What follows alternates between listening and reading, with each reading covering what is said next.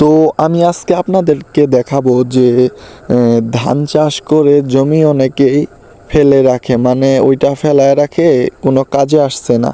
তো আমি আজকে আপনাদেরকে দেখাবো যে আপনার ফসল আপনি কিভাবে দুইবার করবেন। একবার হচ্ছে আপনার ধান ফসল করার পর, ধান চাষ করার পর অনেকে বাড়িতে নিয়ে চলে যায়।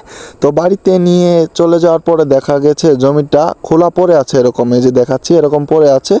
অনেকে অনেক কিছু চাষ করে। তো আমি আসলে আপনাদেরকে দেখাবো যে কিভাবে সুন্দর করে একবারে দুইটি ফসল ফলাবেন। এই যে সরিষা ফুলটা দেখতেছেন, এটা কিন্তু ধান কাটার পরেই আপনি লাগিয়ে দিতে পারবেন। এই যে দেখুন সরিষা ফুলগুলো কত সুন্দর আর কত স্পষ্টভাবে হয়েছে সেটা আপনারা দেখতে পাচ্ছেন। এটা কিন্তু দুইটা ফসল হয়ে গেল।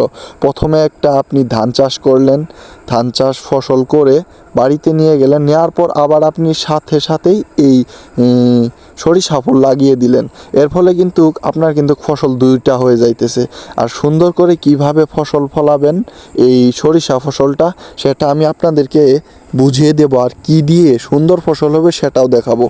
মূলত আপনার হচ্ছে আপনার যে সরিষা ফসল আছে, আপনি যদি চাষ করেন সেখানে মূলত বেশি কিছু লাগে না। আপনি বেশি সুন্দর করার জন্য, এরকম সুন্দর করার জন্য দেখুন, লক্ষ্য করুন কত সুন্দর হয়েছে এই ফসলটি।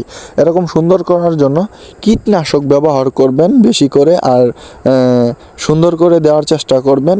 মনে করেন যে এই যে আপনার ফাঁকা জমিটা, মনে করেন যে সুন্দর করে আপনি ধান চাষের পর আপনি সরিষা লাগিয়ে দিলেন, তাহলে কিন্তু দুইটা ফলন হলো, আপনার লাভও হলো। দেখা যাচ্ছে যে আপনার ধান চাষও হয়ে গেছে, ওইখান দিয়ে আপনি মনে করেন বাড়িতেও নিয়ে গেলেন, নিয়ে যাওয়ার পর দেখা যাচ্ছে যে আপনি এই যে সরিষার একটি ফলন করলেন। ফসলটা ফললে আপনার দুইটা ফসল হয়ে যাবে। তো আশা করি সবাই বুঝতে পারছেন। ধন্যবাদ।